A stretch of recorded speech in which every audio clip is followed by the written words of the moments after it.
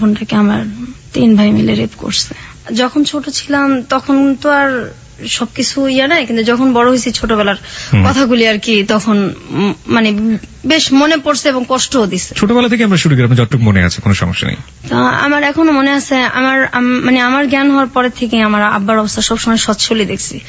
সচ্ছল মানে কি? সচ্ছল মানে আমাদের টাকা পয়সার কখনো কোনো অভাব ছিল না, নিজেদের বাড়িও ছিল, এখনো আছে, মানে দারিদ্রতা দেখি নাই কখনো। ঢাকা শহরে বাড়ি? হ্যাঁ, আমাদের 4টা বাড়ি ছিল। ঢাকা শহরে 4টা বাড়ি ছিল, এখন একটা আছে। আমার আব্বার আবার ওই যে মানে বিক্রি করার একটা ছিল আর কি। এই বাড়িগুলো উনি কি পৈতৃক সম্পত্তি হিসেবে পেয়েছিলেন নাকি নিজে থেকে করেছিলেন? নিজেই এগুলি করছেন। আচ্ছা, নিজে পরিশ্রম দ্বারাই করছেন আর কি। ওই জায়গা জমির ব্যবসা করতো কয়েক বন্ধু মিলে, তারপর সেটা আবার চড়া দামে বিক্রি করতো ওনারা। প্রথমে অল্প দামে কিনতো, পরে আবার চড়া দামে বিক্রি করতো, এইভাবেই আর কি। আচ্ছা। তারপর আমরা 5 ভাই 3 বোন, আমি হচ্ছে 7 নাম্বার, আমার ছোট একটা বোন আছে। আমরা 2 বোন মানে স্কুলে পড়ি একসাথে। তো আমার বোনটা তখন থেকেই আমরা পিঠাপিঠি, 1 বছরের ছোট বড়, কিন্তু আমার বোনটাকে দেখলে এটা মনে হতো না। আমার বোনটাকে আর কি বেশ বড় মনে হতো। তো ওকে বড় মনে হওয়ার পেছনে কারণটা কি? মানে ও মানে মোটা হয়ে গেছিল অনেক ছোটবেলাতে। শরীরে কোনো সমস্যা ছিল? অন্য কোনো সমস্যা? ওর হরমোনের সমস্যা ছিল, এটা তার তখন আমরা বুঝতাম না। আর আমার ফ্যামিলি কখনো ডাক্তারও দেখায় নাই, কিন্তু ওর সাথে আমার মানে বোঝা যেত না যে আমরা দুইজন এত মানে কাছাকাছি যে বয়স, মনে হতো অনেক ছোট বড় আর কি। ওকে বড় মনে হতো, আপনাকে ছোট মনে হতো? ওকে অনেক বড় মনে হতো। তারপর আমরা স্কুলে যাইতাম। আমার বাবা টাকার অভাব নাই, কিন্তু আমাদের কখনো ব্যাগই কিনা দেয় নাই। আমরা ব্যাগ ছাড়া বই নিতাম হাতে করে। আপনাদেরকে বই মানে কিনে দিত না? বই মানে স্কুলে তো পড়ি, প্রাইমারি স্কুলে, কিন্তু ব্যাগ যে নিব, বইটা যে নিব, ব্যাগ, সেই ব্যাগ আমাদের কিনা দেয় নাই। আমরা হাতে করে ব্যাগ নিতাম। কারণ আপনার সব সন্তানের প্রতি কি একই রকম আচরণ করতো নাকি? না, আমার ভাইদেরকে অন্যভাবে দেখতাম। আমার ভাইরা তো তখন অনেক বড়, কিন্তু এটা মানে শুরু এই যে বুঝি যে আর কি। আর একসাথে খাওয়াইতে গেলে সবসময় আব্বা মা ছেলেদেরকে পাশে রেখে বসায় খাওয়াইতো। আমরা বসলে আমাদের 2 বোনকে উঠাই দিত। কেন? আপনারা কখনো জিজ্ঞেস করতেন না যে কেন? হ্যাঁ, জিজ্ঞেস করতাম। কি বলতো? কোনো কিছু বলতো না, যে হিংসা করো কেন আমার ছেলেদের সাথে, এটা বলতো মাঝে মাঝে। তারপরে দেখতাম আমরা। আপনার ভাইরা কোনো প্রতিবাদ করতো না যে না বসে থাকো? কখনোই না, এটা তো মানে বাবা মার মতোই ওনারা। তারপর মানুষ টিফিন নিত, আমরা সেই সকালবেলা 2টা বোন যাইতাম। আমাদের আর্থিক অবস্থা ভালো হতো যে আমাদের টিফিন দেওয়া হতো না। আমার ছোট বোনটা ক্লাসরুমে কাঁদতো, আর স্কুলের মাঠে একটা আম গাছ ছিল, খিদে লাগতো খুব। তো আমি গিয়ে সেই মাঠের মধ্যে বসে বসে কাঁদতাম। সবাই খাইতেছে, আমরা 2 বোন খাইতে পারতেছি না, অথচ আমরা কখনো অভাব দেখি নাই। তো আপনারা কি কখনো প্রতিবাদ করতেন না? কারণ ওই সময়টা তো আসলে এতটা ইমোশনাল। আপনারা যখন বলছেন যে খুবই ছোটবেলায়, তো বাসায় এসে অনেক ঝগড়াঝাটি করতেন না যে কেন টিফিন দাও না বা কি অবস্থা? না, আমরা তো ভয় পেতাম, আমরা বলতে পারতাম না। ভয় পেতেন কেন? আমাদেরকে ভয় পেতাম। হ্যাঁ, ছোটবেলা থেকে আমরা খুব টর্চারে বড় হয়েছি, তো তখন তো আমরা অনেক ছোট। আমার বোনটাকে যেখানে ভর্তি করার কথা আপনার 1-এ কি, তখন তো বেবি ছিল, প্রাইমারি স্কুল ছিল, সেখানে ওরে ভর্তি করা হয়েছে 2-তে, বড় দেখে। কিন্তু ও যে পারবে কিনা এটা কখনো দেখে নাই। ওকে ভর্তি করে দিল, বাস দিল একদম ধাম করে ক্লাস দিল। তারপর আমরা একসাথে যাইতাম আসতাম। এই যে বৃষ্টি হইতো, তবু আমাদের কোনো ব্যাগ ছিল না। আমরা 2 বোন ফ্রকের নিচে করে বই আনতাম, আমাদের বই ভিজা যাইতো। আমরা সে বইটা গ্যাসের চুলায় বসে বসে 2 বোন শুকাইতাম। আমাদের ওই বই ছিল কি হইলো এটা দেখার মতো কেউ ছিল না। আমার বড় বোন ছিল, সেও কখনো আমাদের কেয়ার করে নাই। আর যদি গরিব মানুষদের সাথে খেলতাম, যারা আমাদের চাইতে একটু ছিল, তখনও মার খেতাম, অনেক মার খেতাম। আমাদের সবার সাথে। আপনাদের ভাইদের ক্ষেত্রে কি একই রকম কিছু? হ্যাঁ, আমার ভাইরাই মারতো, আর ভাইদেরকে ওইভাবে দেখতো না। আপনার ভাইয়ের সাথে আপনার বয়সের ডিফারেন্সটা সেই সময় কতটুকু ছিল বা এখনো? আমার একটা ভাই আছে, সেটা হলো আমার বোধহয় 3 বছরের বড়, আর এরপর তো সবই বড়, অনেক বড়। কত বছরের ডিফারেন্স? যেমন আমি যদি মনে করেন আমি 1-এ পড়ি, তখন তারা 7-এ 6-এ পড়ে, এরকম। আচ্ছা, যাই আমরা আরো সামনের দিকে, গল্পের সামনের দিকে যাই। তো যখন এই মারধর গুলো করতো, আপনারা বাবা কিংবা মাকে নিশ্চয়ই বলতেন? ওনাদের সামনেই মারতো, সামনে তো একসাথেই তো সামনেই মারতো, কখনো কিছু বলতো না। মারার জন্য কোনো কারণ? না, এই যে খেলতেছি গরিবদের সাথে মারতেছে, বা এই সারাক্ষণ তো মানে এটা করো ওইটা করো, আমাদের 2 সেকেন্ডের জন্য দুইটা বোনরে আমাদের মানে বসতে দিত না। সারাক্ষণ এটা করো, আর সুযোগ পেলেই আমার ঘাট টিপে দাও, পা টিপে দাও, হাত টিপে দাও, এগুলি চলতো। ভাই বলতো যে আমার ভাই ঘাট টিপে বলতো, দাও? হ্যাঁ। আচ্ছা, এটা কি স্পেসিফিকলি কোনো ভাই বলতো নাকি সবাই এরকম? বিশেষ করে ওই একজনই বলতো আর কি বেশি, তারপর সবাই ভাবেই ডাকতো আর কি। এটা একটা উসিলা ছিল, আর একজন সারাক্ষণই এটা করতো। তারপর আমি যখন ক্লাস 2-তে পড়ি, আমি খেলতে যাইতাম, কিন্তু আমার বোনটা যাইতো না। ওর উপর দিয়ে তখন মানে কি গেছে, ও তো আমার চাইতে একটু ছোট। আমি 3-তে উঠছি, 2-তে না, 3-তে উঠছি। তা আমার বোনটাকে আমি কখনো খেলতে নিতে পারতাম না।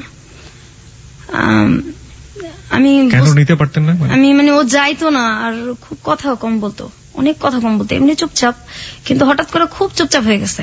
আমরা দুইটা বোন একসাথে শুই, একসাথে বড় হয়েছি আমরা, কিন্তু ওই সময়টা আমার মনে পড়ে এখনো যে ওরে আমি বাইরে হঠাৎ করে নিতে পারতাম না। আপনার ভাই বোনকে একই সাথে খেলাধুলা করেছেন কখনো?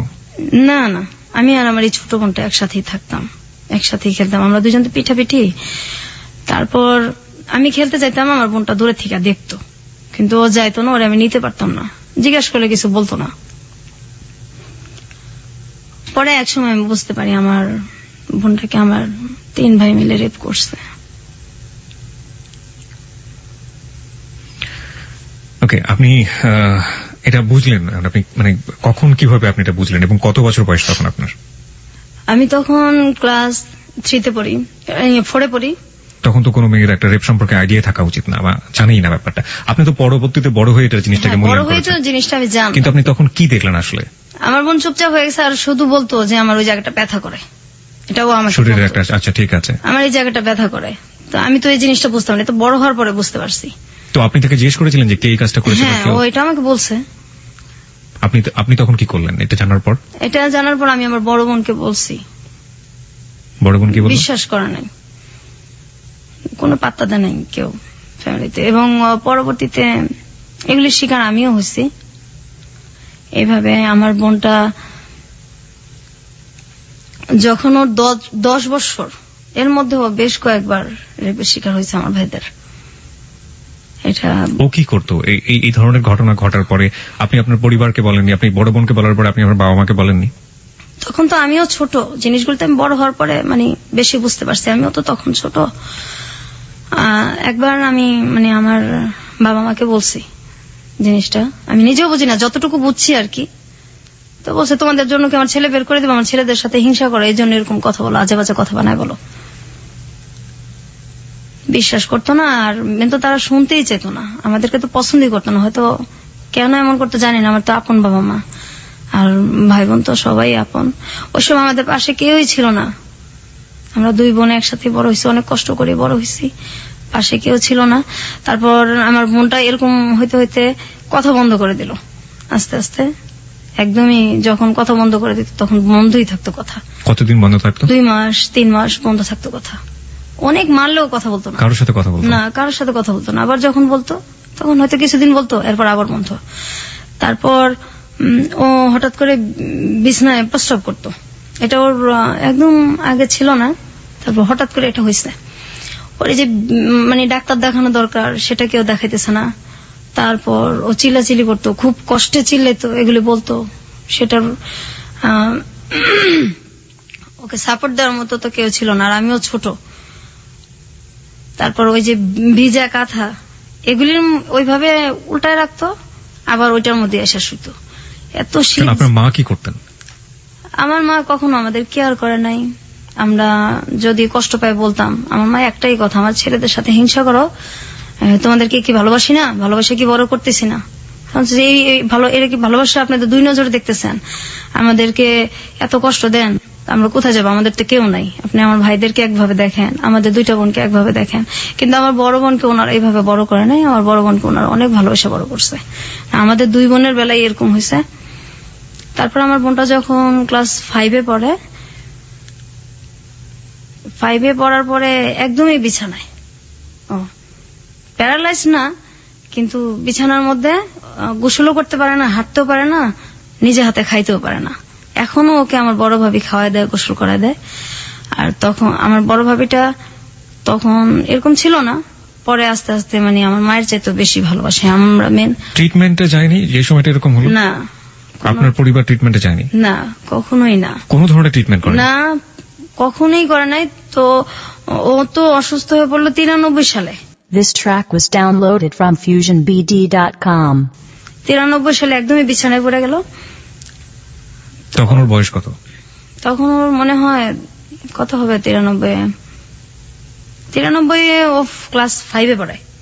আচ্ছা, বয়সটা ওটাই কি ও শেষ পড়া ছিল? পরের পড়াশোনা করতে না, হয়? এরপর তো একদম বিছনায়। আচ্ছা, একদম নিজে খাইতে পারে না, নিজে গোসল করতে পারে না, বিছানা থেকে ওরে ধইরা উঠাইতে হয়। কিন্তু ওর ভিতরে তো এই কষ্টগুলির কারণে ও আর কি এরকম হয়ে গেছে। তার মধ্যে ওর প্রচন্ড মোটা হয়ে গেছে। তো একবার ডাক্তার দেখানো হয়েছে, ডাক্তার বলছে ওর মানে ওর শরীরে হরমোন অনেক বেশি। আর যেটা হলো যে ওর খুব মাথা ব্যথা করতো। ওর যখন মানে কান্নাকাটি করতো তখন আমার বাবা মার কাছে আসতো না, কিন্তু আমাদের পাশের পাশের সব মানুষ চলে আসতো।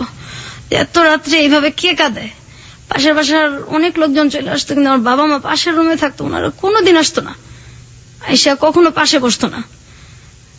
কোন সময়ই আমাদেরকে মানে অসুখ হইলে আমার বাবা মা কখনোই কাছে আসেনি, কিন্তু আমার ভাইদের যদি অসুখ হইতো তারা পাশে যাইতো, ফল নিয়ে বসে বসে খাওয়াইতো। তারপর আমার বোনটা যখন একদম পড়ে যায় অসুস্থ অবস্থায়, তখন আমার এই ভাবি ওরে এই শুরু করে টানা আর কি। আমার ভাবিটা এমন দিন গেছে যে আমার মানে দুধ জাল দিচ্ছে, ছেলেদেরকে খাওয়াইতো, আমার মা বাবা খাইতো, কিন্তু আমাদের দুই বোনকে কখনোই দিত না। এই দুধ যে মানে খাওয়াটা, আমাদের বাসায় সবসময় দুধ রাখতো, আমার ভাবি আমাদেরকে খাওয়ায় মেন। আমরা ভাবির কাছ থেকে এটা শিখি। আর মায়ের ভালোবাসাটা আমার বড় ভাবিই দিছে আমাদেরকে। পরবর্তীতে আমার সেজ ভাবি আসছে, উনিও এখন আমাদের আদর করে। কিন্তু আমার বোনটা এখন অসুস্থ। আমার বাবা আমার বোনটার কখন এই চিকিৎসার কথা বলে খুব রাগারাগি করে। একবার কিভাবে যেন অনেক ঝগড়ার পর আমার বোনটাকে ডাক্তার দেখানো হয়েছে। তো ওই যে ডাক্তার উনি বললো যে হরমোন বেশি, এটা ট্রিটমেন্ট আমি করব। আর ওর সিটি স্ক্যান করা হয়েছে, ওর মাথায় কোনো সমস্যা নাই, ওর মেন হলো তোমার মানসিক ডাক্তার দেখাতে হবে। এটা দেখাইলে তারপর ধীরে ধীরে যদি ঠিক হয়, এর মধ্যে এছাড়া ওর কোনো আর ইয়া নাই। তো চিকিৎসাটা মনে হয় 2-3 বছর চলছে। তারপর আমার এক ভাই বলছে না, ও কি পাগল নাকি, ওর মানসিক ডাক্তার দেখানো লাগবে। তারপর এই কথা বলার পর ওর চিকিৎসা বন্ধ হয়ে গেছে। আমার আব্বা ওকে আর কোনোদিন ডাক্তার দেখা নাই।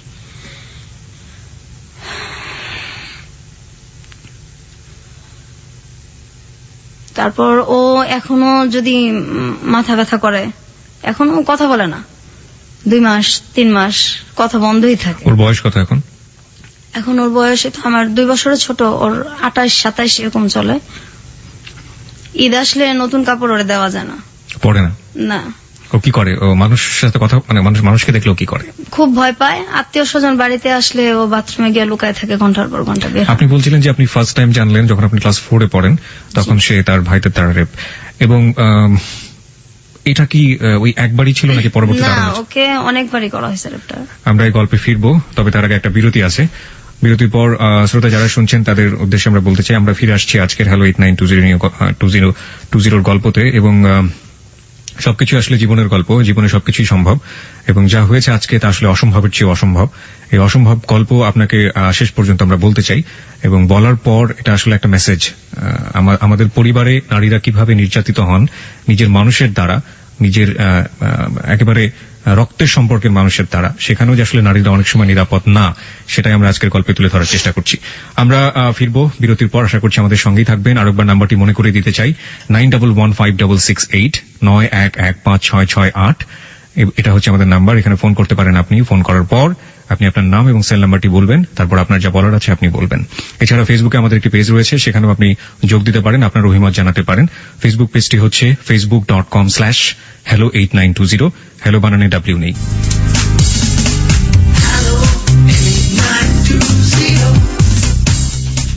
সংবাদের আগে আমরা ছোট করে আবারও ফিরেছি, এবং একটু পরেই সংবাদ রয়েছে।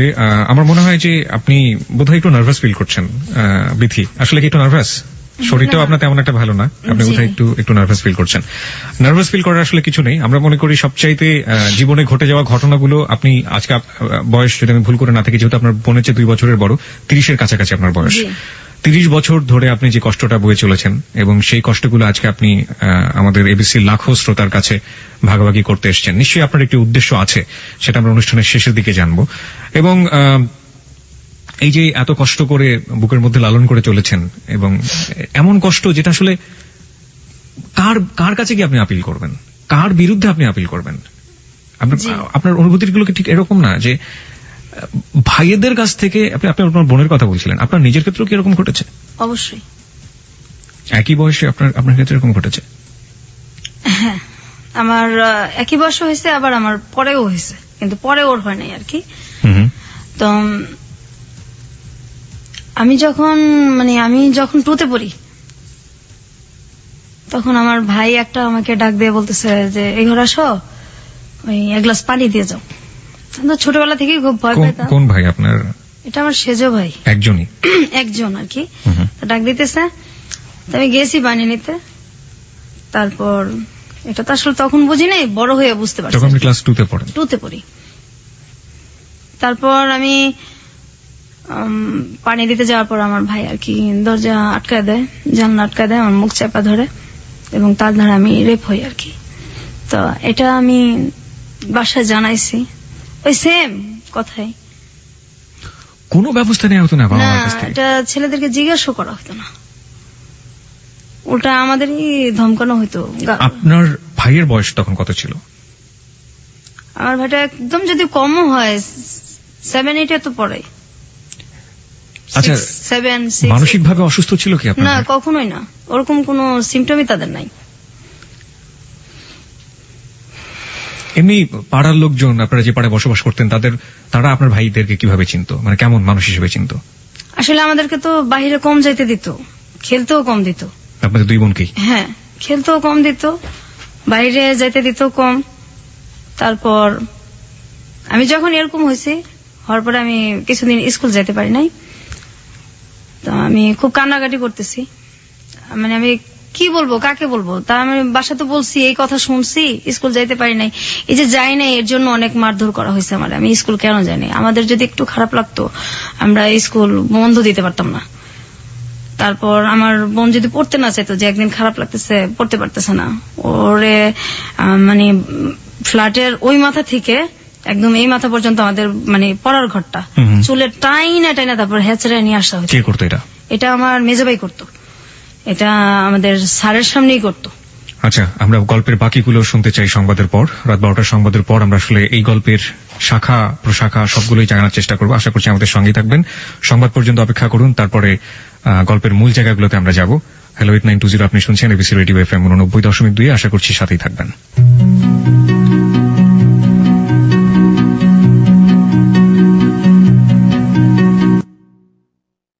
এই গানে বন্ধু শারমিনের সাথে লা ক্লাসিকে প্রতি সোমবার দুপুর 12টার খবরের পর শুধুই এবিসি রেডিওতে।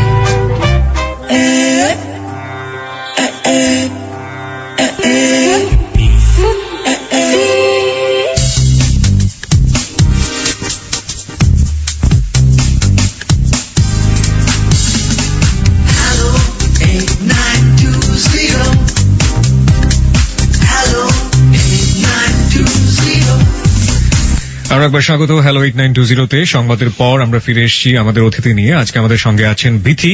তার ছদ্মনাম বলবো আমরা আসলে গল্পের প্রয়োজনে ব্যবহার করছি। তিনি তার নিজের নামটাকে গোপন করেছেন, এবং আমরা আরো একবার বলে নিতে চাই, আজকের এই গল্পটি একটি বাস্তব গল্প, জীবনে ঘটে যাওয়া গল্প, এবং আমরা মনে করি যে কোনো সমস্যাই সেটা সমস্যাই থেকে যায় যদি সেটা গোপন রাখা হয়।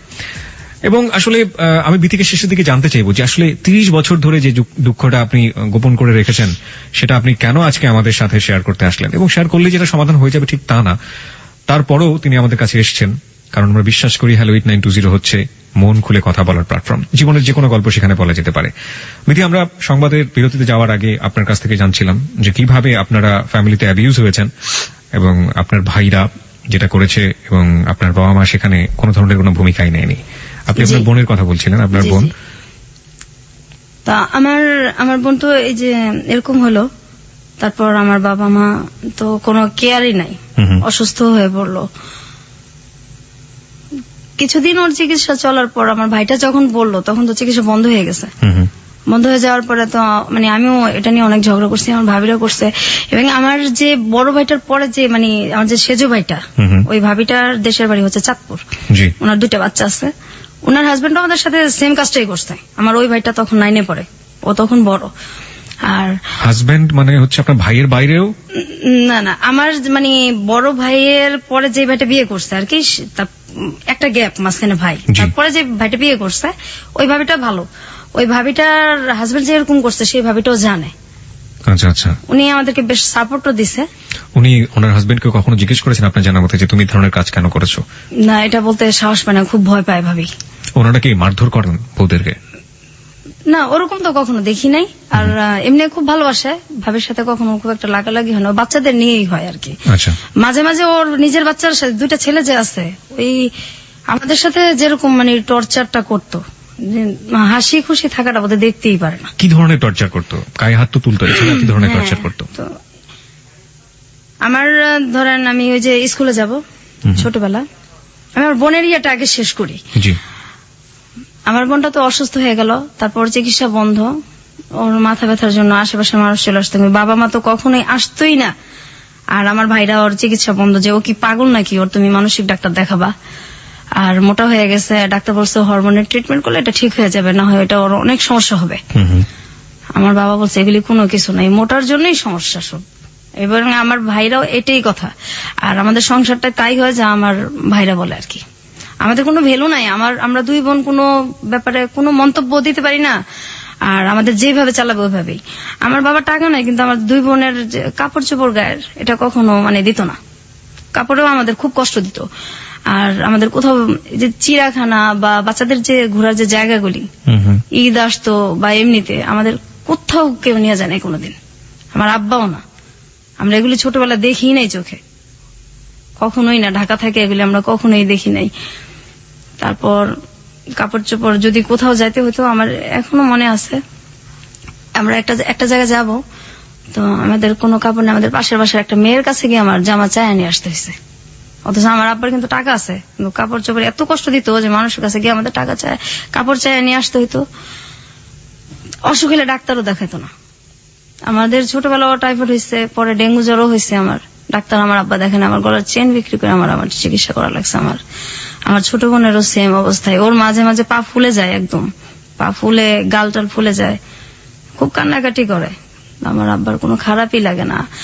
আর আমার আব্বার কিন্তু একটু বাইরের মহিলাদের প্রতিও আছে,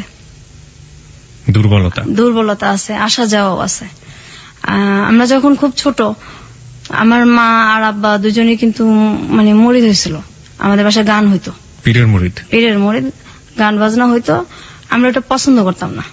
তখন খুব আমার মা মানে কোনো কিছু নিয়ে যদি রিয়াক্ট করতাম, খুব গালাগালি করতো, আব্বাও সেম, আর ভাইরা তো আছেই। আমাদের বাসায় অনেক লোকজন আসা যাওয়া করতো, এটা আমরা কখনোই পছন্দ করতাম না।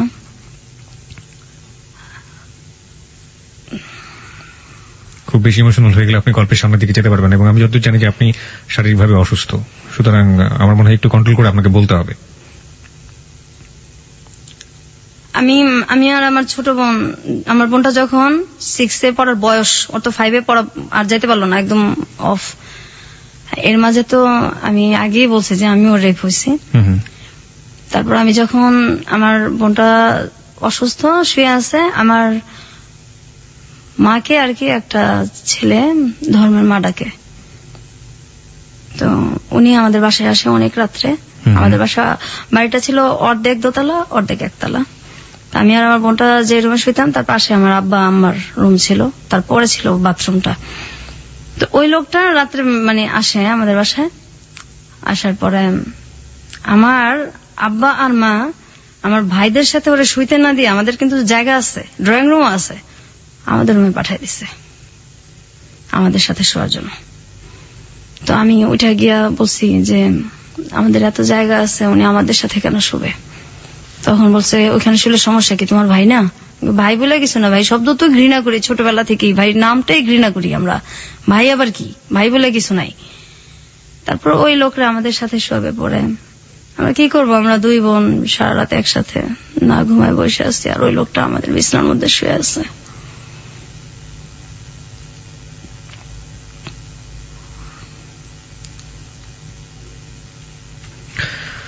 ওকে, আমরা আর একটু সামনের দিকে যাই। তারপর আমি কিবরিয়া ভাই যখন মানে ঘুমায় থাকতাম, আমরা দুই বোন মানে এখনো দিনের বেলা ঘুমাই না, কখনো দিনে ঘুমাই না। ওই পায়ের শব্দ মনে হয় যে এখনো কানে বাজে। যখন ঘুমায় থাকতাম আমার ভাইরা ঘুমন্ত অবস্থায় এসে গায়ে হাত দিত। আমার ওই ভাইটা তখন 9-10 পড়ে, আমি তখন ক্লাস 6 কি 5 পড়ি। ঘুমন্ত অবস্থায় এসে গায়ে হাত দিত, চিল্লাচিল্লি করতাম, কান্নাকাটি করতাম। পাশে আমার মা আছে, আমার আব্বাও আছে, মনে হয় যে শুনেই নাই, কিছুই শুনে নাই। ভয়ে কখনো শুইতামই না, মানে রাতটা। আর মাঝখানে আমাদের যে দরজাটা ছিল এটা মানে আটকানো যেত না, এটা আমার আব্বা কখনো ঠিক করে দিত না।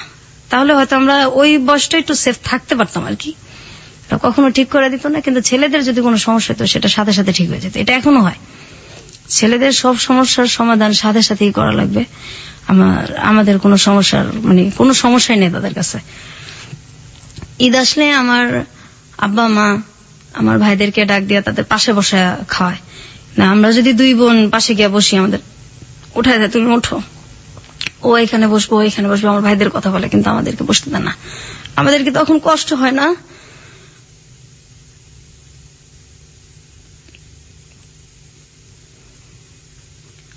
আমি সবসময় বলতাম যে আমরা কি মানে আপনাদের সন্তান না? আর আমরা দুই বোন খুব মানে তখন থেকেই কল্পনা প্রবণ হয়ে পড়ি যে কত মানুষ যায় রাস্তা দিয়া, যদি ওই লোকটা এসে বলতো যে আমি তোমাদের বাবা, তোমাদের রাস্তায় ফালাই গেছি, তো তোমরা হারাই গেছিলা, ওরা তোমাদের পাইছে। আমরা সবসময় এই জিনিসটা ভাবতাম, যদি কেউ এরকম আসতো।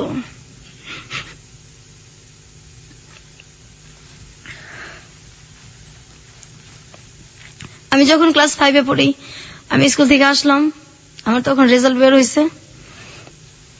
আমি বাসায় এসে দেখি আমার যে বড় ভাইটা, আমার বড় ভাইটার বয়স তখন সম্ভবত 30-35 কাছাকাছি। আমি তখন ক্লাস 5 পরীক্ষা দিয়ে আসলাম, ফাইনাল রেজাল্ট নিয়ে আসছি বাসায়। আমি এসে দেখি একটা আমার বড় ভাইয়ের মতো কি তার চেয়ে একটু বড় এরকম একটা লোকের সঙ্গে বিয়ে ঠিকঠাক আমার বিয়ে দিয়ে দিবে। মানে আমি তো খুব কান্নাকাটি করতেছি, আমার ছোট বোন, আমি অনেক কান্নাকাটি করতেছি। আমার দুইটা মামাতো ভাই, ওরা বলতেছে এটা কেমন কথা, এত বয়স্ক লোকের সাথে আর ও পড়ে, কিসের অভাবটা কি যে ওরা বিয়ে দিয়ে দিবে। আমি আমার বাবার পায়ে ধরে কান্নাকাটি করছি, আমার বিয়ে দেন না, আমার পড়ান, আমি যখন বড় হব আমি আমার পড়ার খরচগুলি আপনার আমি দিয়ে দিব, তোমার আমার বিয়ে দেন, আমি পড়তে চাই।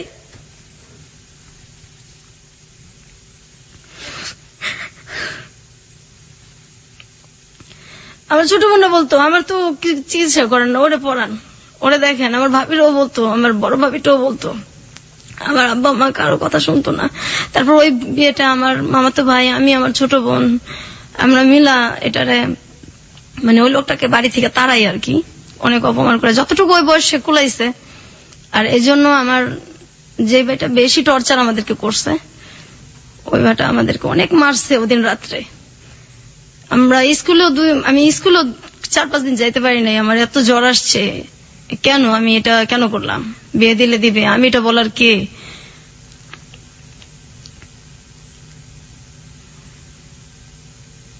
তারপর আমার ছোট বোনটার জন্য খুব খারাপ লাগতো, ওর কাপড় চোপড় তো কখনো পড়তে চেত না, আর তখন থেকে আত্মহত্যার খুব চেষ্টা করতো।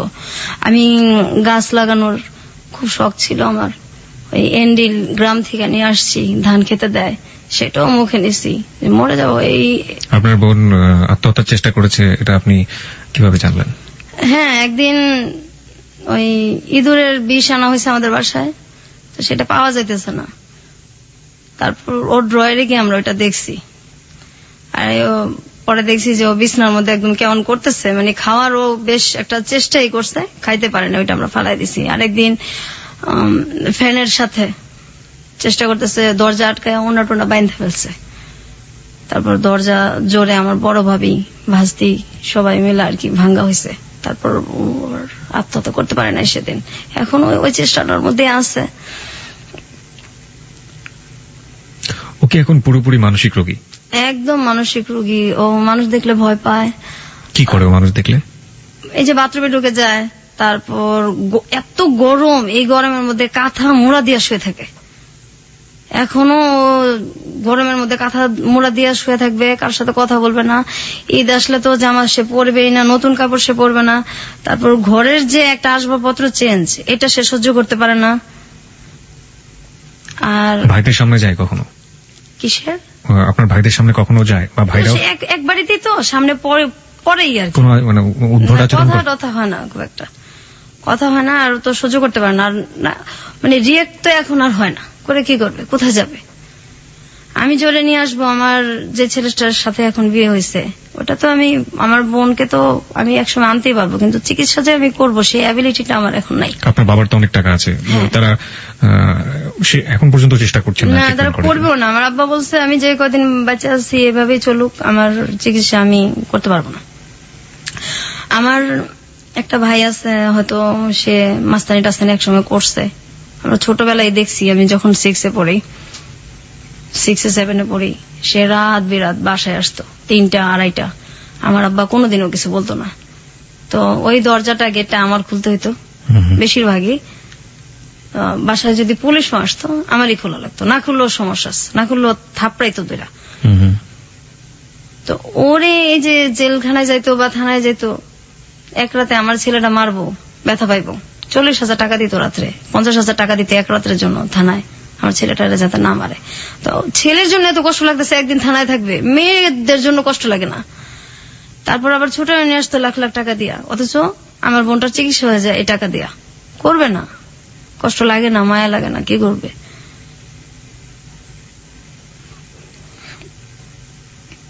আমার মাও এরকমই ছিল, মা বাবা দুইজনই ছেলেদের প্রতি দুর্বল। আপনি সর্বশেষ এই দুর্ঘটনার শিকার হয়েছেন কত বছর আমি বয়সে? তখন ক্লাস 8-এ পড়ি। ক্লাস 8 পর্যন্ত আপনাকে এই দুর্ঘটনা সহ্য করতে হয়েছে। আপনার মা তখন বেঁচে ছিলেন?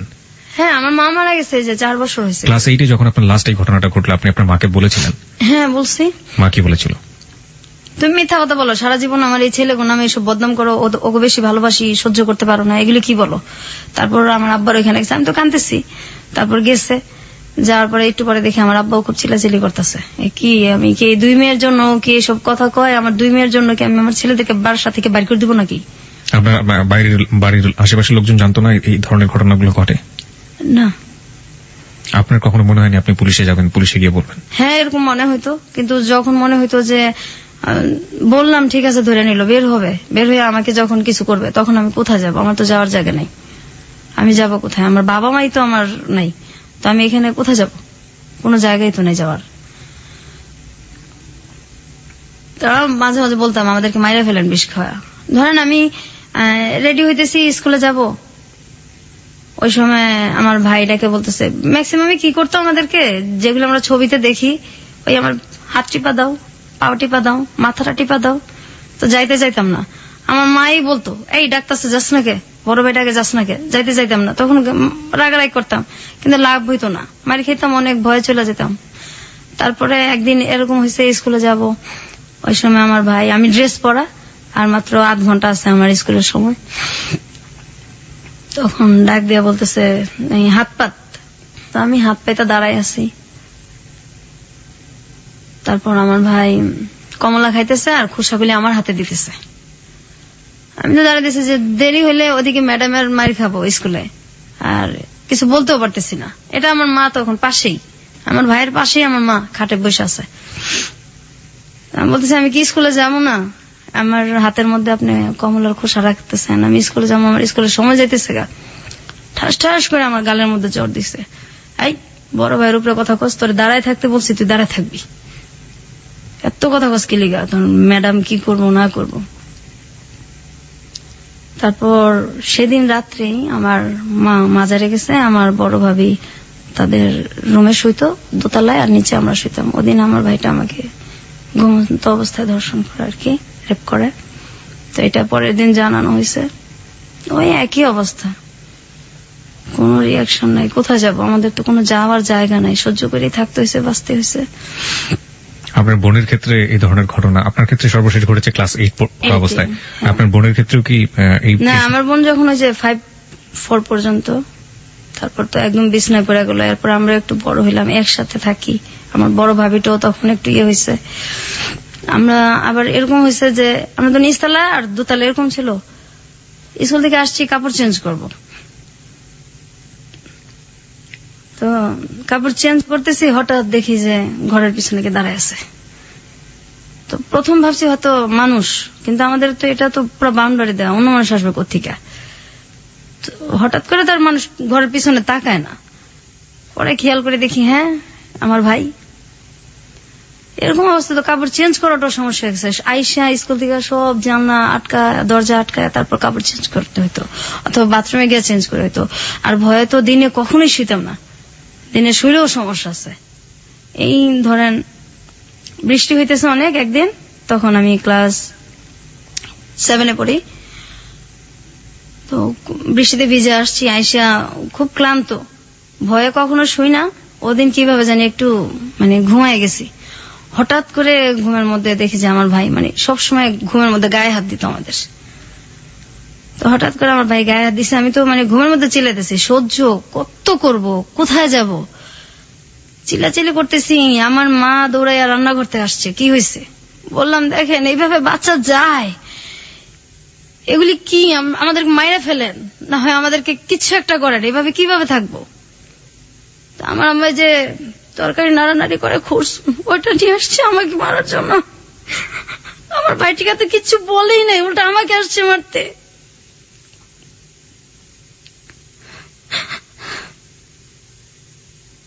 This track was downloaded from FusionBD.com.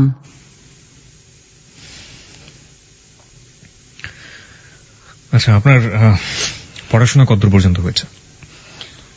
আমি ইন্টার্ন পরীক্ষা দিচ্ছি, এক সাবজেক্ট খারাপ করছি, পরে আর দেওয়া হয় নাই। আমি এ পর্যন্ত তো গেল, তারপর 9-এ উঠলাম। 9-এ ওঠার পরে আমার ওই সময় থেকেই আমার আব্বা পড়ার খুব কষ্ট দিত, বই দিত না, বই দিলে খাতা দিত না। তারপর অনেকদিন ঘুরাইতো, ম্যাডাম স্যারদেরও মার খেতাম, হইতো না। আর স্যার আমি যখন ক্লাস 6-এ উঠছি তখন পর্যন্ত আমার স্যার, এরপর আর আমাদের স্যার রাখে নাই। যখন আমি 8-এ 9-এ উঠলে তো আর নিজে থেকে পড়া যায় না, অঙ্ক ইংলিশ এগুলি তো লাগেই। তো পড়া না মানে মারি খেতাম, বাসায়ও মারি খেতাম, আর পড়া না পারলে স্যারদের কাছেও মারি খেতাম।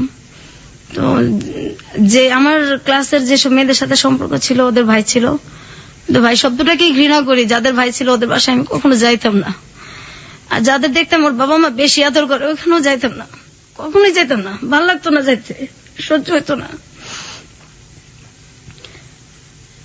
তারপর আমার তো স্যার নাই, আমি সবসময় মারি খেতাম। আমি ক্লাস 9-এ আমার অঙ্ক খারাপ হয়েছে, ওই মেয়েদের কাছ থেকে দেখে দেখে এইভাবে পরীক্ষা দিছি। অঙ্ক যখন খারাপ হয়েছে তখন আমি বাসায় আসছি, যে ম্যাডাম বলছে গার্জিয়ানদের সিগনেচার নিলে উঠাই দিবে, আমার অন্য সাবজেক্ট গুলি খুব ভালো, তা আমাকে উঠাবে না, গার্জিয়ান সিগনেচার না করলে ম্যাডামও তো উঠাই দিবে না দরখাস্ত। ম্যাডাম বলছে তুমি দরখাস্ত দাও, উঠাই দেবো। তো 5-6 দিন হয়ে গেছে, তারপর ম্যাডাম আমাকে বলতেছে যে সবাই হয়ে গেছে, ভর্তি হয়ে যেতেছে, তো তোমার তো সব মার্ক ভালো, শুধু এটার জন্য তুমি আনলো না তোমার গার্জিয়ানের সিগনেচার দিয়া দরখাস্তটা। পরে বলছি ম্যাডাম আমাকে তো আমার বাসা থেকে বলা হয়েছে যে আমাকে মানে ওঠাবে না, আমাকে এই ক্লাসে রাখবে। তখন ম্যাডাম বলছে কেন, তোমার সবগুলি ভালো, আমি যেখানে ক্লাস টিচার হয়ে বলতেছি সেখানে তোমার গার্জিয়ান কি, তো দাও আমি সিগনেচার হয়ে তোমার গার্জিয়ান হয়ে আমি তোমাকে উঠাই দেবো।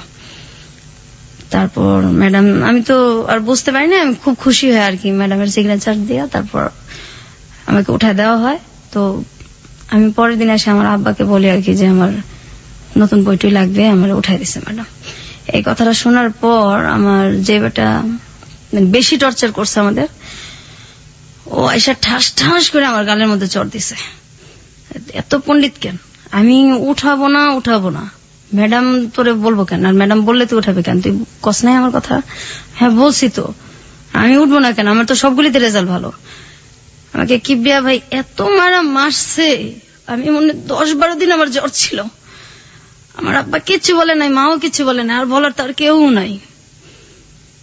তারপর তো স্কুলে গেছি আসছি, তো ওই এক সাবজেক্ট আমার সবসময় খারাপ হতো। আমি যখন পরীক্ষা দিব তখন 99 সাল, আমার সাথে সবাই পরীক্ষা দিতেছে, আমাকে দেওয়া হবে না পরীক্ষা, যে এটার পরীক্ষা দেওয়াবো না, এটা 1 বছর ঠিকই রাখবো, এটা পরীক্ষা দেওয়াবো না। আমি অনেক কান্নাকাটি করছি, পরীক্ষা দেওয়াবো না। তখন 2000 সালে আমার যেটা বড়, ও বলতেছে না পরীক্ষা না দেওয়ালে কিভাবে হইব, সবাই দিতেছে। ও বলতেছে যে এখন তো সময় নাই, ওটা মানে রেজিস্ট্রেশন হয়ে গেছে। তো ও আমার দেখেন যেভাবেই হোক আমি পরীক্ষা দিব, আমি পড়বো। তারপর আমার তো ম্যাট্রিকের সব বই আছে, আমি পড়তেছি। হঠাৎ করে যখন ওই রেজিস্ট্রেশন মানে আমার করতে হবে, তখন আমি গেছি। যাওয়ার পর আমি গিয়া দেখি যে এটা একটা মাদ্রাসা। কারণ আমি তো আরবি কিছু পারি না। তা আমি বলছি আপনি ঠিক করলেন এসএসসি আর এখানে তো দেখি আমি মাদ্রাসা, এখন আমি কিভাবে পরীক্ষা দিব? না এইভাবেই দিতে হবে। আমি এইভাবে কিভাবে দিব, আমি তো ফেলই করবো, আমি এগুলি কিছুই পারি না, আমি কিভাবে দিব? তারপরও আমি যে যদি না দেই আমাকে তো আর দেওয়া হবে না, আমি সাহস করে আমি পরীক্ষা দিছি। তো কিভাবে দিছি, আমি যেখান থেকে পরীক্ষা দিছি মুন্সিগঞ্জ থেকে, ওইখানে আমি আর্থিক অবস্থা দেখছি যে সবকিছু যারা আসছে এদের মধ্যে আমার মানে মোটামুটি আমি সচ্ছল আর কি সবচেয়ে। তো সবার এরকম অবস্থা ছিল যে আমি সবচেয়ে গরিব, কারণ আমার আব্বা তো কাপড় চোপড় দিত না আমাদের। তা আমার 2-3টা জামা নিয়ে গেছিলাম আর 1 জোড়া শুধু জুতা নিয়ে গেছিলাম। তো সেই জুতাটা ছিঁড়া যায় আর এটা আমি ঠিক করতে পারি না। তা আমার একটা ভাই একদিন যেটা আমাকে পরীক্ষাটা দেওয়াইলো, ওরা আমি বলছি আপনার কাছে টাকা আছে, আমার একজন স্যান্ডেল কিনা দেন, তুমি পরীক্ষা দেওয়ার সমস্যা হবে। তখন আমার 3টা পরীক্ষা হয়েছে। আচ্ছা না এইভাবেই দিতে হইব, এই সিরাটা পরে পরে ল্যাংড়া যাবি পরীক্ষা দিতে, টাকা দিতে পারবো না। আমার কাছে টাকা দিছে, এগুলি আমার, এগুলি তোর স্যান্ডেল কিনা দেওয়ার জন্য দেয় নাই। এখন কি করবো, আমার তো স্যান্ডেল নাই। আমি স্যান্ডেল রাইখা আমি খালি পেয়ে গেছি পরীক্ষা দিতে। ম্যাজিস্ট্রেট আমাকে বলতেছে যে তুমি খালি পেয়ে আসছো কেন, যে ফকির সেও তো স্যান্ডেল পরে আসে, পরীক্ষা দিতে আসছো, ভদ্রতা জানো না? পরে বলছি স্যার আমি তো মানে আমার স্যান্ডেল তো ছিঁড়ে গেছে, এর জন্য তো আমি স্যান্ডেল পরে আসতে পারিনি। ওই পরীক্ষাটা আমি দিছি, পরের দিনও আমি সেম ভাবেই গেছি। তখন ম্যাজিস্ট্রেট আমার সাথে খুব খারাপ ব্যবহার করছে, যে এটা কি তুমি স্যান্ডেল পরে আসবা না, পরীক্ষা দিতে আসছো, এটা কোনো কথা হইলো? আমি খুব কান্নাকাটি করছি। তারপর আমি অন্য মানুষের কাছে চাইয়া, তারপর মানুষের কাছ থেকে স্যান্ডেল চাইয়া নিয়ে আমি পরীক্ষা দিছি। আমার ওইখানে জামার অনেক কষ্ট করছি আমি, আমার বাসা থেকে কেউ যায় নাই, আর আমি একা অজানা একটা গ্রামে, আমি একদম একা, কাউরি আমি চিনি না, শুধু পরীক্ষা দিয়ে যে বাসাটা থাকা এদের সাথে পরিচয় যে হয়েছে, আর কাউরে চিনি না, কিছু চিনি না আমি। তো আমার বাসা থেকে কেউ যায় না বিধায় গার্জিয়ান না গেলে তো কোথাও কারো ভ্যালুই থাকে না। 7 দিন একাধারে শুধু ডাল দিয়ে ভাত খাওয়াইছে, আমার অনেক কষ্ট হয়েছে। আমার গার্জিয়ান নাই দেখে ওরা যেখানে জুতা রাখতো তার পাশে আমার শুইতে দিছে, আমি সেইখানে শুয়েছি, তবু আমি পরীক্ষা দিব। ওদের জুতার সাইডে আমি শুয়েছি, আর ওরা সবাই ঘাটে শুয়েছে। অন্য যেসব মেয়েদের গার্জিয়ান যেত ওদেরকে ভালো জায়গায় থাকতে দিচ্ছে, শুইতে দিচ্ছে। আমার গার্জিয়ান জানে আমার ভ্যালু নাই, আমার ওইখানে কেউ আমার দেখতে যায় নাই, কখনোই যায় নাই। ওদের স্যান্ডেলের জায়গায় আমি শুয়ে শুয়ে পরীক্ষা দিছি আর কাঁদছি।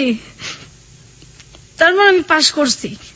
আমি বলছি আব্বা আমি কিন্তু পড়বো, আমার আপনি কষ্ট করে পড়াবেন, আমি পড়বো। আমি বলছে ঠিক আছে পড়ো। আমি খুব খুশি, কিন্তু আমার কলেজে ভর্তি করে না, কলেজে ভর্তি হওয়ার টাকাও দেয় না। আমি অনেক কষ্ট করে সব জায়গায় ভর্তির ডেট শেষ, অনেক কান্নাকাটি করে আমার আব্বুর কাছে, অনেক পায়ে ধইরা তারপর আমি ভর্তি হয়েছি। ভর্তি হওয়ার পর এখন আমার বই কিনা দেয় না, বই ছাড়া কিভাবে পড়বো?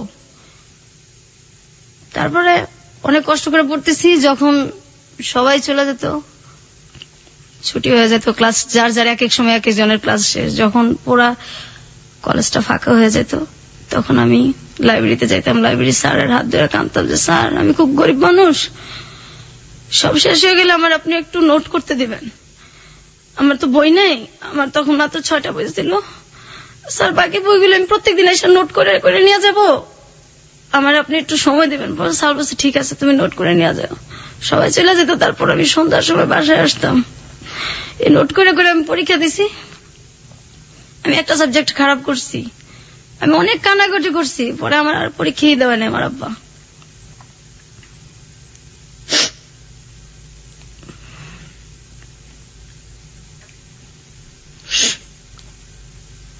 পৃথিবীতে সবচেয়ে মধুর সম্পর্কগুলো হচ্ছে প্রথমত রক্তের সম্পর্ক, কারণ বাবা, ভাই, মা, এই সম্পর্কগুলো আসলে এই সম্পর্কই, এই সম্পর্কের ক্ষেত্রে কোনো কিছু চিন্তা করে যায় না। কিন্তু আজকে যে ঘটনাটা আমরা শুনছি, জীবন আসলে কখনো কখনো বোধহয় কোনো কোনো জায়গায় কোনো কিছুই, কোনো নিয়মকেই ক্ষমা করে না। আসলে এই ঘটনাটা আসলে সেরকমই একটা ঘটনা। আমরা কি আরো একটু সামনের দিকে যেতে চাই? আপনি যদি একটু নিজেকে সামনে রাখেন প্লিজ। প্রত্যেকটা মানুষের জীবনেই প্রেম ভালোবাসা আসে, আপনার জীবনেও কি এরকম কখনো এসেছিল? হ্যাঁ, আসছে। আমি আরেকটু কথা বলে নেই। জি। আমি কিন্তু এই যে বড় হয়েছি, কোথাও বেড়াতে যেতে পারতাম না। আমার ভাইরা বেড়াতে যেতে দিত না, পিকনিকে যেতে দিত না, আমার আব্বাও এটার কোনো কিছু করতো না।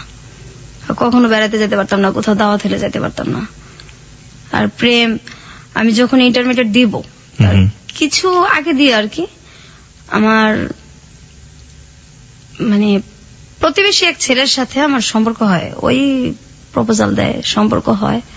হওয়ার পরে আমি মানে শুধু ঠিক করতেছি যে আমি ওকে আমার ফ্যামিলি সম্পর্কে বলবো। জি। তো যখনই বলি তখনই বলে তোমার ফ্যামিলি দিয়ে বা তোমার কোনো অতীত দিয়ে আমার দরকার নাই, আমার ওগুলি দিয়ে কোনো কিছু দরকার নেই। ও তখন অনার্সে পড়ে। আচ্ছা। আমি আমার ফ্যামিলিতে জানাবো। ও অনেক গরিব ছিল, মানে আমাদের ফ্যামিলির তুলনা। এখন আমার ফ্যামিলির ভিতরে কি এটা তো আর ও জানে না। জি। বাইরে থেকে তো মানে বড় লোকই। ও সবসময় বলতো যে আমি তোমার সাথে কোর্ট ম্যারেজ করবো, তোমার ফ্যামিলিতে বললে তো আমাকে বিয়ে দিবে না। আমি বলছি না, আমি রাজি করাবো। তো আমার কিছু কথা আছে, এটা তুমি শোনো, তারপর ভালো লাগলে সম্পর্ক আগায়। বলছে না পরে। তো এই শুনে না যখনই বলতে চাই যে আমার একটু টাচ দেই, কিন্তু ওই যে জিনিসগুলি ওগুলি সুযোগটা হয় না। আর আমিও মানে বলার যে ইয়াটা মনের, ওইটাও আমি সঞ্চয় ওই তখন পাই না। যে মানে আমি তো একা, যদি ও চলে যায় তো আমি তো এরপরে তো একদমই একা হয়ে যাব। কত বছরের সম্পর্ক ছিল ওর সাথে? 2 বছর। ওকে। তারপর একটা সময় আমার মানে তখন এই আমার আব্বা তো মানে পড়াবেও না, বিয়েও দিবে না। তারপর ওরে আমি মানে ওই সময়টায় ওর সাথে যখন আমার সম্পর্কটা প্রায় 2 বছর কাছাকাছি, ওরও মানে অনার্স শেষ হয়ে আসছে, শেষই পরীক্ষা দিছে অনার্স, তখন ওকে আমি বলছি যে তোর সাথে কিছু কথা আছে, আজকে আমার কথা শুনতেই হবে। তা বলছে ঠিক আছে শুনবো। ওই সময় আমার একটা ভাই মানে যে কোনো কারণবশত আর কি একটু জেলখানায় যায় আর কি। ওই ভাইটার আমরা কখনো দেখতে পাই না, ওই তো সেম ভাই, আমার ওই ভাইরাই।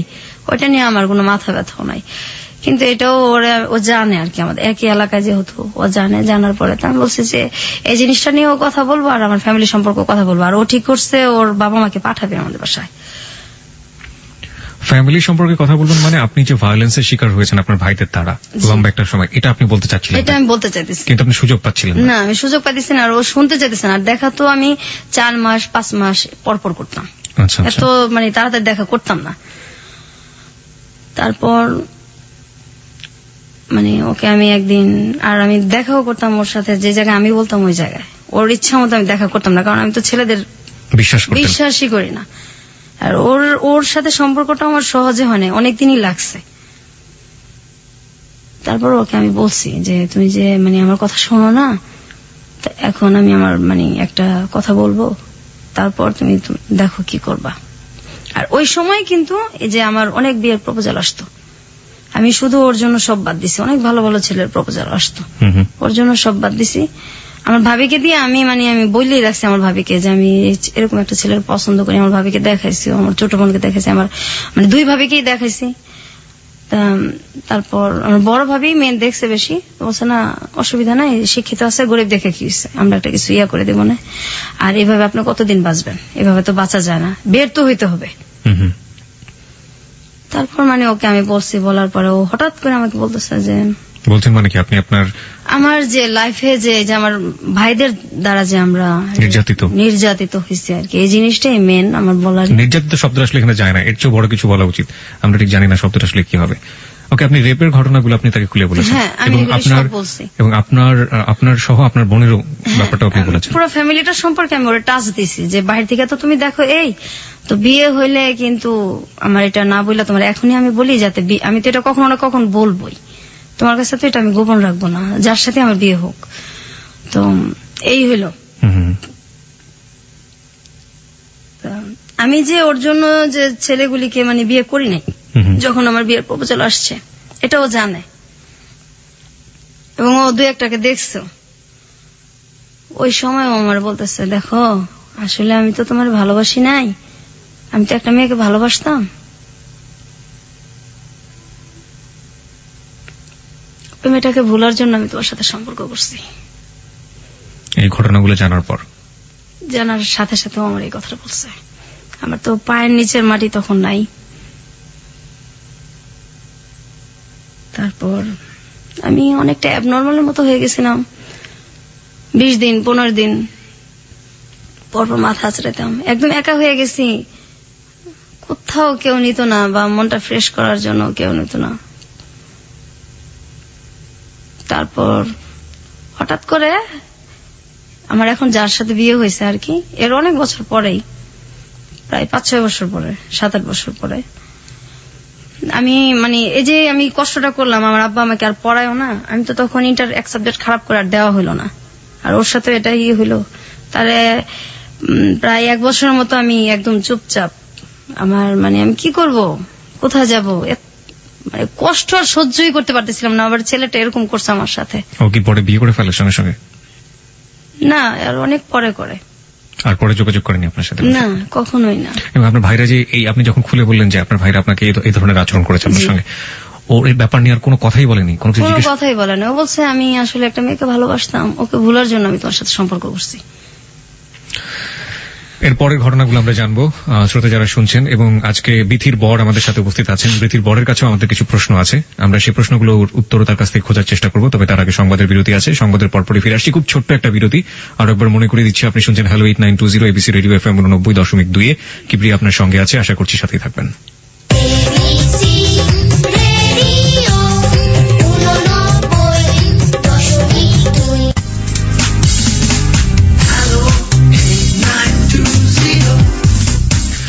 হ্যালো 8920 তে আরো একবার স্বাগত। 1:04 হচ্ছে সময়। কিবরিয়া আপনার সঙ্গে আছে, আর আপনি শুনছেন আপনার প্রিয় স্টেশন এবিসি রেডিও FM 89.2।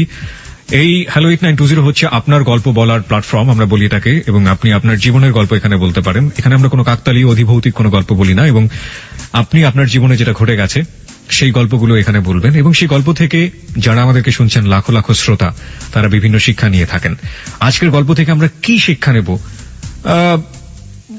প্রত্যেকটা মানুষেরই আসলে এখানে ব্যক্তিগত, একদমই আপেক্ষিক একটা ব্যাপার যে আসলে কি শিক্ষা নেব। তো আমি একটা শিক্ষা ব্যক্তিগতভাবে নিয়েছি এবং নিব, সেটা অনুষ্ঠানের শেষের দিকে বলবো। আর একইভাবে বিথি আজকে আমাদের সাথে আছেন। ছদ্মনাম বলছি, তার আসল নামটা বলা সম্ভব হচ্ছে না আমাদের পক্ষে, এবং আসল জায়গাটাও বলা সম্ভব হচ্ছে না।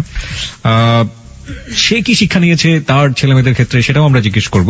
আর এই ফাঁকে আপনাকে আরো একবার একটু মনে করিয়ে দিতে চাই, আমাদের অনুষ্ঠানে আপনি অংশগ্রহণ করতে পারেন। 24 ঘন্টা একটি নাম্বার খোলা রয়েছে আপনার জন্য, 91156668। আবারও বলছি, 91156668। এই নম্বরে ফোন করে আপনি আপনার নাম এবং আপনি আপনার সেল নাম্বারটি ধীরে স্পষ্ট করে দিয়ে আপনি যা বলতে চান বলবেন। যে কোনো ধরনের প্রতিক্রিয়া হতে পারে, যে কোনো ধরনের কথা হতে পারে, কিংবা আপনি যদি এখানে অতিথি হয়ে আসতে চান, কি গল্প বলতে চান আপনার জীবনে, সেটা বলতে পারেন এবং আপনার সাথে আমরা যোগাযোগ করবো। হতে পারে আগামী সপ্তাহে আপনি এখানে আমাদের অতিথি হয়ে আসবেন। এছাড়া ফেসবুকে আমাদের অতিথিদের সাথে যোগাযোগ করতে, অতিথিদের যে কোনো ধরনের সাহায্য করতে, অতিথি প্রোগ্রাম সম্পর্কে অনুভূতি জানাতে, যে কোনো মন্তব্য করতে, আপনি ফেসবুকে একটি পেজ রয়েছে হ্যালো 8920, সেটাতে আপনি যোগ দিতে পারেন। আপনাকে যেভাবে খোঁজ করতে হবে, RJ Kibria, RJ space KEBRIA, not KIB, ঠিক আছে? RJ স্পেস KEBRIA, ওখানে আপনি জয়েন করতে পারেন এবং আপনার যা প্রতিক্রিয়া আছে আপনি সেটা জানাতে পারেন। এখন পর্যন্ত আমরা যেসব প্রতিক্রিয়া পেয়েছি, মানে হঠাৎ করে যদি বলা হয় যে পৃথিবীটা ধ্বংস হয়ে গিয়েছে, এবং তারপরও মানুষ অবাক হবে না, এত বেশি অবাক হচ্ছে। এবং আমিও ঠিক এতটাই অবাক হয়েছিলাম যখন আমি বিথিকে ফোন করেছিলাম, বলেছিলাম যে আপনি আসলে কি বলতে চেয়েছিলেন, আপনি একটু বলেন। আমি স্পিচলেস, যেটাকে বলে, আসলে বাকরুদ্ধ হয়ে গিয়েছিলাম। আমরা ঘটনার এখনো শেষের দিকে না, আমরা একটু সামনের দিকে এগোতে চাই। বিথি, সেই ছেলেটা তো আপনার জীবন থেকে চলে গেল। তার 4-5 বছর পরে আপনি বিয়ে করলেন। যাকে বিয়ে করলেন সে আমাদের সাথে রয়েছে এই মুহূর্তে, আপনার বর। এটাও কি আপনার লাভ ম্যারেজ ছিল? না। এই বিয়েটা হলো কিভাবে? বিয়েটা হলো যে আমাদের মানে ও হচ্ছে আমার দুঃসম্পর্কের আর কি এক আত্মীয়র ছেলে, এক দুঃসম্পর্কের এক খালার ছেলে আর কি। তো আমরা যখন ওদের সাথে আমাদের কোনো সম্পর্কই নাই, আচ্ছা আমরা যখন খুব ছোট 5-এ 6-এ পড়ি তখন সম্ভবত ওদের বাড়িতে আর কি সম্ভবত না একবার গেছি আমি আর আমার মানে বড় ভাইয়ের মেয়ে। তখন আমার বড় ভাই তো খুব ছোটবেলা বিয়ে করে ফেলছিল, ওটা বলা হয় নাই। তো ওর মেয়েটা আর আমাদের কিন্তু মানে বয়সের বেশি পার্থক্য না। আচ্ছা তারপর যাই হোক ওই ভাস্তিটা আর আমার ভাস্তিটা তখন খুব ছোট, মানে ওর কোলেই নেই এরকম আর কি। ওরা নিয়ে গেছি, যাওয়ার পর তো ওই সময় ও সম্ভবত 9-এ পড়ে, 9-এ কি 8-এ পড়ে। ওই সময় গেছি, যার পর এই আর কখনো যাওয়া আসা দেখা সাক্ষাৎ হয়নি? না, ওরাও কখনো আসে নাই, আমরাও কখনো যাই নাই। তো ও নাকি ওই সময় দেখে আমাকে ভাল লাগছে, ওই 9-এ পড়া অবস্থায় আর কি, ওইটা সে মনে রাখছে আর কি। তো এর মধ্যে হয় কি, আমি মানে আমাদের গ্রামে যাই একদিন বেড়াতে, যাওয়ার পর আমার যে মানে চাচাতো মামা, ওটা সম্পর্কে ওরও মামা হয়। তো ওই মামা আমাকে আর কি বলতেছে যে তোমাকে মুখ আর কি আত্মীয়র ওই মানে ওর পরিচয়টা দিছে। আমি তো চিনি না, কারণ আমি ছোটবেলা একবার গেছি। জি তাহলে তো আমাকে খুঁজে কেন, কি জানি এমনি জিজ্ঞাসা করলো। আমার মাথায় তো আর কিছু আসে নাই, কারণ আমি তো তারা চিনিই না, ছোটবেলা একবার দেখছি, ওটা তার মনেই নাই। তারপর হঠাৎ করে একদিন আর কি উনি ফোন দেয় আমারে যে আপনার নাম কি? হ্যাঁ আমার নাম এই। ওর আমার নাম বলার পরে আমি চিনতে পারি যে আপনার সাথে আমার কিছু কথা আছে। যে বলেন। না আমি তো কথা আসলে ফোনে বলবো না, আপনার সাথে আমি দেখা করবো। আমি দেখতে এত খারাপ, আপনি আমার সম্পর্কে ভাই হন তো এমনি থাক না, কারণ আমি তো আপন ভাইদের ঘৃণা করি, আর কিসের খালাতো ভাই কিসের কি ভাই শব্দই আমার কাছে নাই, তো আপনি আমার সাথে কেন দেখা করবেন? সে একটু কাজ আছে আমার মানে আমি দেখা করবো না আর কি। তারপর অনেক দিন আমাকে মানে অনেক দিন ফোন করছে, প্রায় 2 মাসে ফোন করার পরে, খুব রিকোয়েস্ট করার পরে তারপর আমি ঠিক আছে আমি দেখা করবো আপনার সাথে। তারপর আমি দেখা করছি, করার পর উনি বলছে যে আমি আসলে আপনাকে তো সেই ছোটবেলা দেখছি, তো আমি তখন থেকে ঠিক করে রাখছি আমি বিয়ে করলে আপনাকে করবো। বলছে না আমাদের ভাই বিয়ে করা যাবে না, আমি বিয়েটা করবো না, কারণ বিয়ের শব্দটাও ঘৃণা করি। ছোটবেলা ওই যে আমার একবার বিয়ের ইয়েটা হয়েছে, তারপর থেকে বিয়ের শব্দটাও ঘৃণা করি, আর আমি এগুলির মধ্যে নাই, আর বিয়েটা করবো না। আর আমার আব্বা তো মানে বিয়ের টাকা খরচ হবে, বিয়ের মধ্যেও নাই, আর আমার তো তখন মানে বিয়ের না, আমার তখনও আমি কাঁদতেছি যে আমি পড়বো, পড়াশোনা করবো। হ্যাঁ আমার যে পড়া গ্যাপ গেছে, আমার যে একটু বয়সটা বাড়ছে, ওইটা আমার কিচ্ছু যায় আসে না, লজ্জাও লাগে না। আমি মেন হলে আমি পড়বো, তখন আমি পড়ার জন্য কাঁদতেছি যে কেউ যদি আমার সাহায্য করে তখন আমি পড়বো। তেমন যে আপনি যদি পড়তে চান তা ঠিক আছে আমি পড়াবো, কিন্তু আমি আপনাকে বিয়ে করবো। ঠিক আছে আপনি বিয়ে করবেন, আমি তো বিয়েটা করবো না, এরকম কথাটা তো বলে চলে আসি, আর কথা হয় না। তো উনি আমার অনেকদিন ফোন দেয়, ফোন দিতে থাকে। এক পর্যায়ে আমি আমার ফোনটা মানে সিমটা আমি চেঞ্জ করে ফেলি। আমার ওই মামা তো আমার মানে আমার গ্রামে আমার ওই মামা আমার ফোন নাম্বার গুলি তো সবসময় নিত, ওনার সাথে আমার সবসময় কথা হতো। ওনার আমি বলছি যে আপনি ওনাকে কিন্তু কখনো আমার নাম্বারটা দিবেন না। জি তখন আমার ওই মামা ওরে কি করে, আমার মামার আবার ও খুব ইয়ে করে বলে বোঝায়, তারপর ফোন নাম্বারটা দেয়। দেওয়ার পরে ও বলতেছে, খুব কান্নাকাটি করছে, আপনি ফোন চেঞ্জ মানে সিমটা চেঞ্জ করলেন, আমার তো আপনার সাথে কথা ছিল, আপনি এরকম করেন না। পরে আমি দেখেন আমি বিয়ে করবো না। অনেক রিকোয়েস্টের পরে তখন আমি বলছি যে আমি এরকম একটা মেয়ে, আমি আপনার বিয়ের যোগ্য না। তো বলছে আমি আপনার যোগ্য না, কারণ আমাদের দিক থেকে আর্থিক অবস্থায় ওরা মোটামুটি একটু কম আর কি, আর আমি যে ধরনের ছেলে পছন্দ করি আপনি সেটার মধ্যেও পড়েন না, আমি বিয়ে করবো না। আমি বিয়ে যদি করি আমার যেমন পছন্দ এমন করবো না, আমি করবো না। আবার এদিক দিয়ে মানে খুব চিন্তা করতেছি যে যদি সে আমার সত্যি পছন্দই করে, বিয়ে করতেই চায়, তাহলে আমার এটা শোনার পরে যদি সে ভালো লাগে তাহলে আমি চিন্তা করে দেখবো। আচ্ছা, কারণ আমিও এইভাবে আর বাঁচতে পারতেছিলাম না, আমার আর এইভাবে বাঁচা সম্ভব না। আমি এর মাঝে একবার এন্ডিল 2 বার মুখে নিয়ে আমি ফালাই দিছি, একবার ছোটবেলা আবার বড় হইয়া আত্মহত্যা করতে গিয়েছিলেন। তারপর আমি মাঝখানে আমি কিন্তু নেশাও করতাম, এটাও আমার বলা হয় নাই। আচ্ছা, কি নিতেন আপনি? আমি ফেন্সিডিল খাইতাম, আমার এক বান্ধবীর সাথে প্যাথেডিনও নিতাম। প্যাথেডিন পেতেন কোথায়? আমার ওই বান্ধবী নিয়ে আসতো। এগুলো নিতেন কেন? ভাল লাগতো না, বাসায় ভাল লাগতো না থাকতে।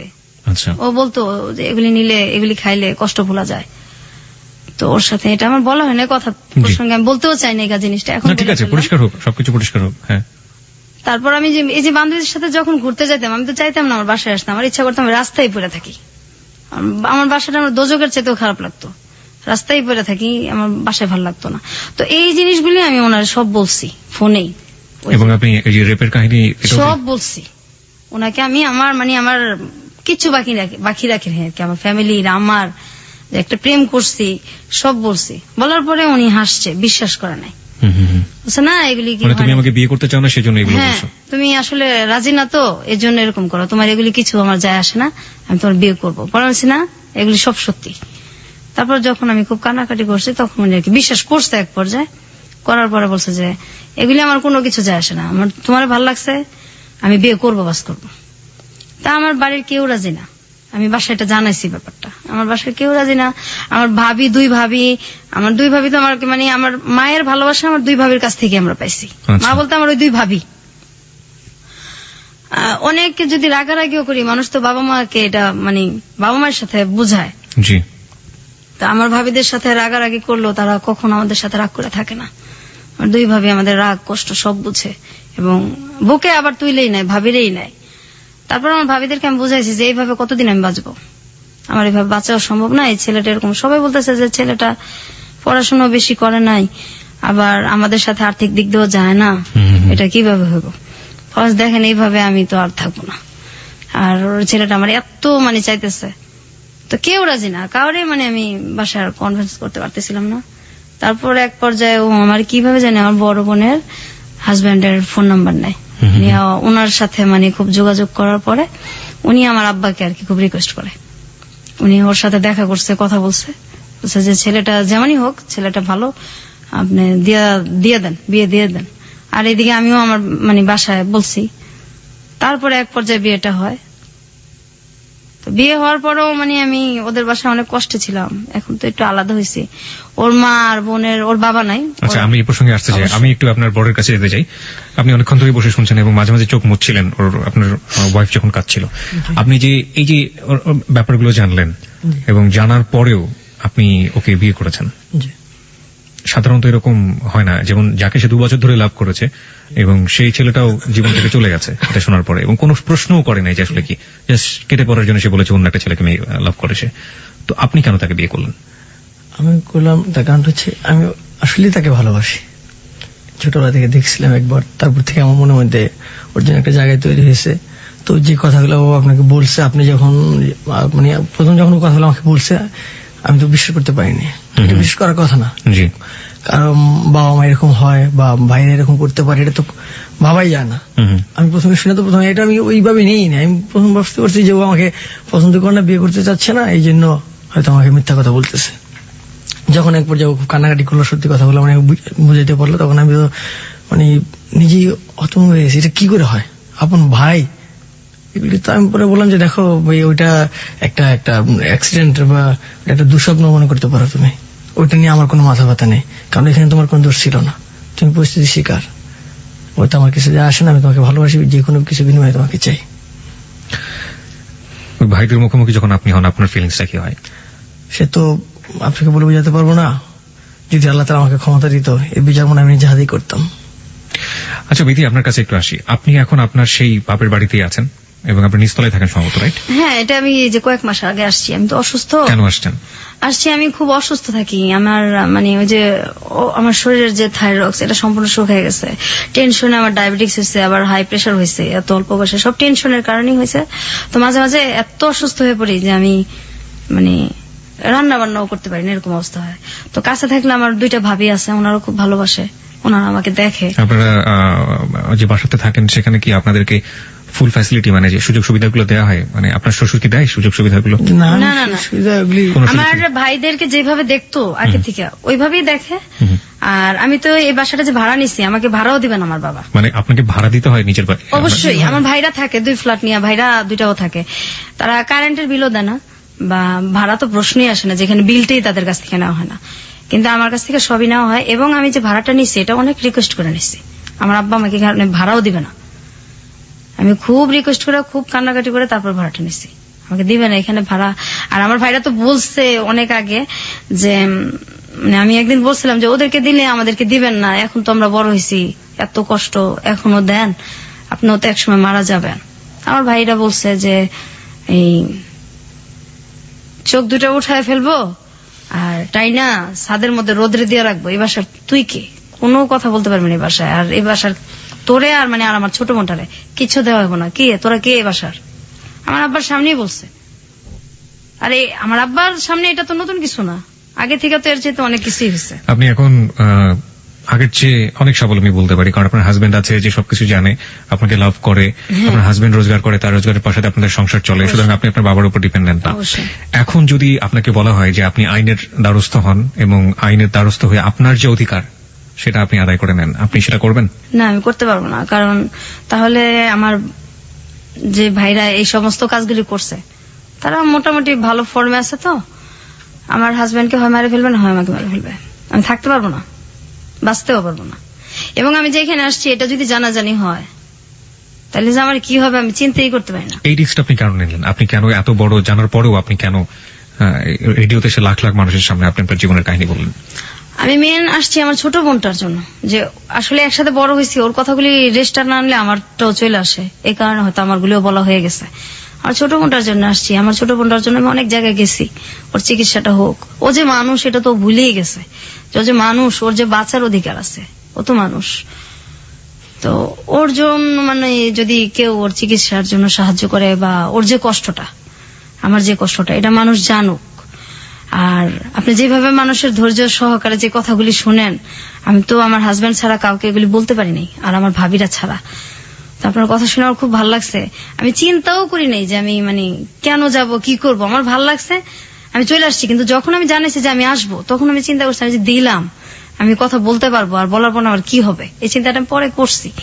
তো এখন আমি আমার মেন আমার বোনটার জন্য আসছি। আর আমার মানে মানুষ তো সবাই প্রেমের কথা বলে, যে পরিবারে যে কি মানুষ যে কি কষ্ট নিয়ে বাইচে আছি, আমরা এখনো বাঁচতেছি। আমি এখনো কিবরিয়া ভাই ঘুমাইতে পারি না, এত বড় হয়েছি। দিনের বেলা আমার হাজবেন্ডকে জিজ্ঞাসা করেন, আপনি কখনো ঘুমাই না, রাত্রেও আমি 4টা পর্যন্ত প্রত্যেকদিন সজাগ থাকি, 4টা 3:30। আমার মানে কোন শব্দ পড়লেই মনে হয় আমার ভাই বোধহয় আসলো, এই বোধহয় আমার গায়ে হাত দিল। আমি এখনো ঘুমাইতে পারি না, আমি এখনো ঘুমাই না। আমি ক্লাস 6-7 এর পরের থেকে আমি কোনোদিন দিনে ঘুমাই নাই, রাত্রেও আমি ঘুমাই না। রাত্রে আমার 2:30-3টা, আর আমার বোন তো ঘুমাই না। আমার বোন সারা রাত বসে থাকে, সারা রাত কান্নাকাটি করে। এই যে এত নামাজ চেষ্টা করি পড়তে, আল্লাহর কাছে এত কান্নাকাটি করি যে কত মানুষের বিচার হয়, এদেরও বিচার হয় না, আমার বোনটারও লাইফটা চেঞ্জ হয় না। আমি আমার বোনটার আমার কষ্টটা, সবাই প্রেমের কথাই বলে, আসলে যে বাবা মা যে কত নির্মম হয়, ভাইরা কত নির্মম হয়, আমি শুধু এইটাই বলার জন্য এখানে আসা। আর আমার বোনটা যে অসুস্থ, কেউ যদি সহযোগিতা করে আমার বোনটার জীবন হয়তো চেঞ্জ হইতেও পারে। আজকের এই গল্প শুনে আমাদের শ্রোতারা কি শিখবে সেটা একেবারেই তাদের ব্যক্তিগত ব্যাপার। তবে একটা প্রশ্ন আপনার কাছে আমার আছে, এবং সেই প্রশ্নের উত্তরটা আপনার কাছে আসলে আমার মনে হয় সেটা তাদের জন্য অনেকখানি সহজ হয়ে যাবে ব্যাপারটা, শেখার ব্যাপারটা। আপনারা এখন পর্যন্ত নিঃসন্তান দম্পতি, জি, আপনাদের সন্তান হয়নি, এবং নিশ্চয়ই ভবিষ্যতে পরিকল্পনা রয়েছে আপনাদের সন্তান হবে, ফুটফুটে সন্তান হবে। আপনার পরিবারে আপনি ছেলে মেয়েকে কিভাবে মানুষ করবেন? আসলে আমরা তো বাচ্চা নিতেছি না, আমি অসুস্থ বিধায় খুব অসুস্থ থাকি। আর আমার থাইরক্সের সমস্যা আছে যেহেতু, এই কারণে আবার ডায়াবেটিক্স আছে। আমি তো নিজেই অসুস্থ, বাচ্চাটা আমি কিভাবে পালবো, আমার মা নাই। তো তারপরে বাচ্চাটা নেওয়া যায়, আমি নিতেছি না, অসুস্থ। আর যখন আমি আরেকটু সুস্থ হব, তখন যদি বাচ্চা নেই, আমার বাচ্চা আমি তো এভাবে মানুষ করবো না। আমি আমার আর্থিক অবস্থা যেমনই থাকুক, কিন্তু আমার বাচ্চাকে আমি বুঝতে দিব না যে ভালোবাসার অভাব। এটা তো একটা দিক। একটা হচ্ছে ধরুন আপনার পরিবারে একটা ছেলে থাকলো এবং একটা মেয়ে, একদম সমানভাবে দেখবো। আর আমার ছেলে এরকম ভাবে আমি বড় করবো, সে যে কুদৃষ্টিতে তাকাবে আর প্রশ্নে আসে না। আর যদি সে করে এরকম, তার ক্যারেক্টার যদি এরকম হয়, আমি বাড়ি থেকে বের করে দিব। This track was downloaded from FusionBD.com. আমি একদম বাড়ি থেকে বের করে দিব, তার কোনো পরিচয় আমি কখনো দিব না। গল্পটা এখানেই শেষ। আপনাদের দুজনকে অনেক অনেক ধন্যবাদ। আপনাকেও ধন্যবাদ। আমি শুধু একটা জিনিস এখানে মেসেজটা দিতে চেয়েছিলাম, যে আসলে কি করা উচিত। যারা অন্যায় করে, যারা অন্যায় করবে, তা সে যেই হোক না কেন, নিজের সম্পর্কের হোক বা যেই হোক না কেন, অন্যায়ের বিচারটা যেন সেখান থেকে হয়। আমার মনে হয় লাস্টে বিথি যে কথাটা বলেছে সেটাই আসলে হওয়া উচিত ছিল, এবং হলে হয়তো এই ধরনের ঘটনার জন্ম হতো না। বিথি তার পরিবার থেকে বাইরে এসে বিভিন্ন জনের সাথে মিশেছে, এবং যে কারণে সে আজকে স্বাভাবিকভাবে এখানে এসে গল্পগুলো বলতে পেরেছে। কিন্তু বিথির যে বোনটি এসে আমাদের এখানে গল্প বলতে পারেনি, সে হচ্ছে রিয়েল ভিক্টিমাইজ, আমরা যেটাকে বলি, যে এত বড় সাইকোলজিক্যাল পেশেন্ট হয়ে গিয়েছে, এবং যার সুস্থতার জন্য আসলে আমাদের যদি কিছু করার থাকে নিশ্চয়ই আমরা সেই চেষ্টাটা যেন করি, আমাদের শ্রোতাদেরকে বলবো।